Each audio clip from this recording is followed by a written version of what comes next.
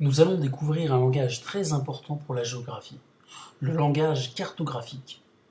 Qu'est-ce que le langage cartographique? Comme son nom l'indique, c'est le langage des cartes. En géographie, les cartes sont très importantes. On lit des cartes, mais il faut aussi savoir en faire. Qu'est-ce que faire une carte?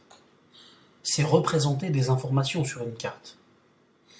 En géographie, on étudie souvent des pays, et on apprend des choses sur ces pays grâce à des documents. On s'intéresse par exemple à leur économie, leurs monuments, leurs moyens de transport, leur population, leur niveau d'éducation ou de santé, entre autres.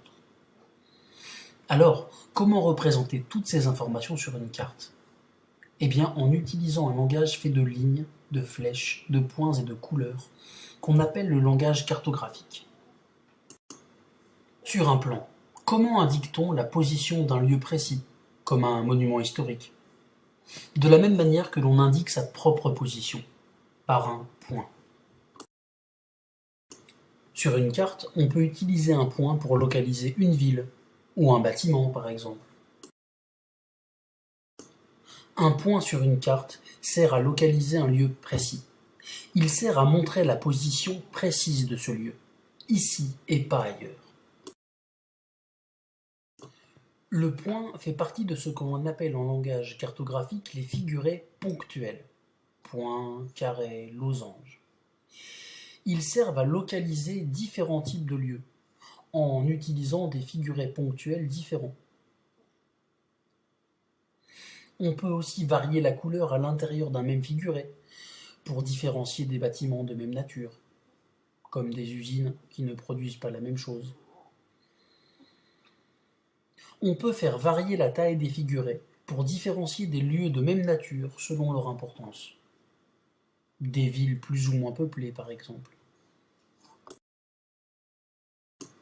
Et comment fait-on pour représenter sur une carte une information qui concerne un pays ou une région entière? Par exemple, comment représenter sur une carte l'information selon laquelle, aux États-Unis, le sport préféré est le baseball, alors qu'en Europe, c'est le football et en Inde, le cricket? En dessinant un casque de joueur de baseball au milieu des États-Unis? Non, pour 3 raisons. D'abord, on ne dessine jamais sur une carte.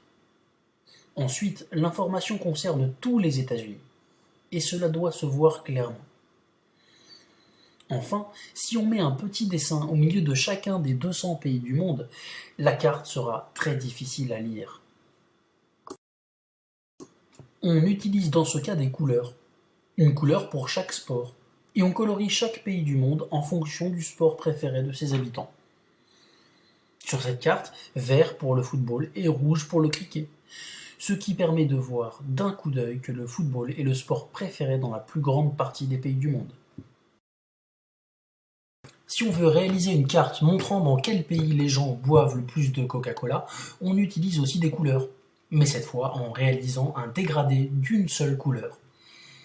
Ainsi, cette carte de la consommation de Coca-Cola dans le monde nous permet de voir d'un coup d'œil que le pays où l'on en consomme le plus est les États-Unis, et que les continents où l'on consomme le moins de Coca-Cola sont l'Afrique et l'Asie. Les couleurs appartiennent aux figurés de surface, qu'on utilise pour donner une information sur un pays ou une région. Comment, enfin, représenter un trajet, comme celui du Tour de France? Facile, par une ligne ou une flèche. C'est ce qu'on appelle les figurés linéaires, du mot ligne, qui servent à représenter des déplacements, des frontières, des routes, des fleuves.